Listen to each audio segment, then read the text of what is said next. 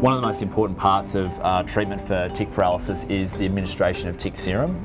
So this is a serum that is made up of antibodies against the tick poison. So we give this intravenously to dogs and cats, and this binds to the toxin that's circulating in their bloodstream and stops that toxin from then binding to their nerve receptors and causing the symptoms of paralysis that we see. So the sooner we get this serum into them, the more toxin it will be able to neutralise before it's had a chance to affect them. So that's a really key part of the treatment. We'll often give them a sedative as well, because anxiety in our pets can really make it a lot worse for them and can make the symptoms a lot worse. The sedative also helps to do a tick clip, helps us do a tick clip and a really thorough tick search. So that's another really important part of the initial treatment. A really important part of treatment of tick paralysis, particularly in patients that have severe respiratory symptoms, is the administration of oxygen. Because these animals aren't able to breathe as effectively because they've got paralysis of their upper airways, so their larynx, but they've also got potentially paralysis of the muscles of their diaphragm and the muscles of respiration. We often need to administer 100% oxygen. The administration of 100% oxygen really helps to use the functional respiratory muscles and tissue that they have that hasn't been affected yet by tick paralysis, and get as much oxygen into their bloodstream as we can to really help them from preventing from getting hypoxia.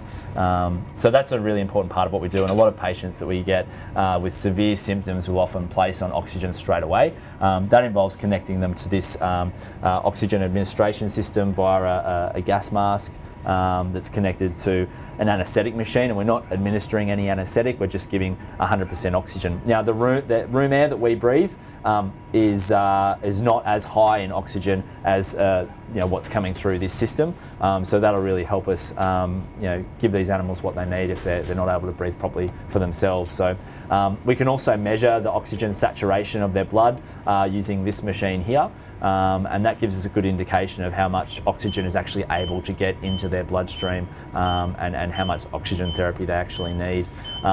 Another really important issue is the buildup of carbon dioxide in their bloodstream. Obviously our respiratory system has a role in getting oxygen into our bloodstream, but also another function is getting carbon dioxide out of our bloodstream. Animals with tick paralysis that aren't able to breathe very well will get a build-up of carbon dioxide in their blood over time.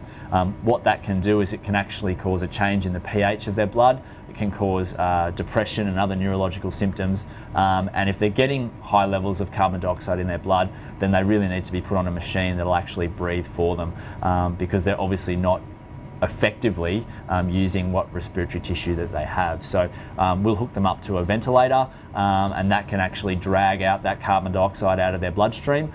It gets the pH of their blood back to a more normal level, and it also facilitates getting oxygen into their bloodstream so that they don't get worse. So that's a really important part of treatment for animals that are really unwell with tick paralysis.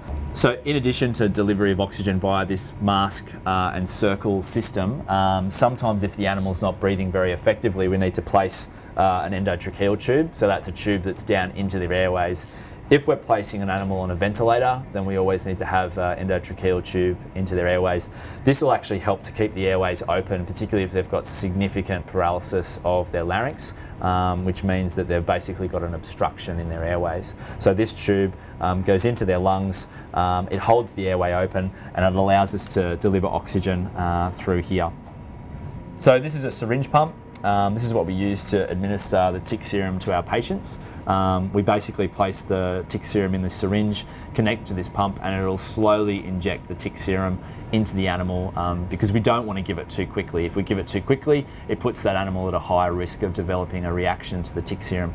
Now, reactions to tick serum are really, really uncommon, but it's something that we need to be aware of. Sometimes they can have anaphylactic type reaction, and that's why the monitoring equipment and the syringe pump is really important, so that we give it slowly and we can actually observe that animal and monitor that animal while it's being administered. We'll often clip that animal at the same time because they're usually sedated at that point. We'll clip the animal while the tick serum is being administered so that we can monitor them for a reaction really closely.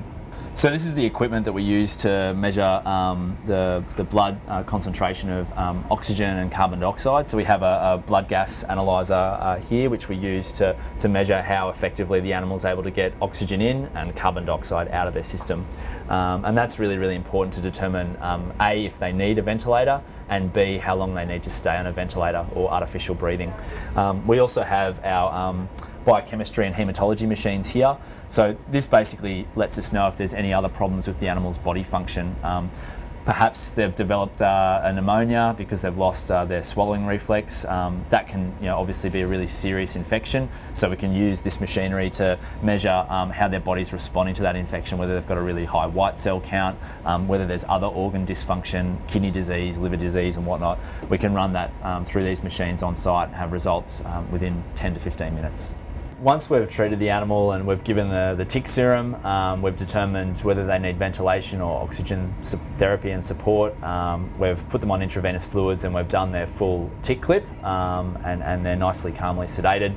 They get transported to our ICU on site, and these are our ICU cages.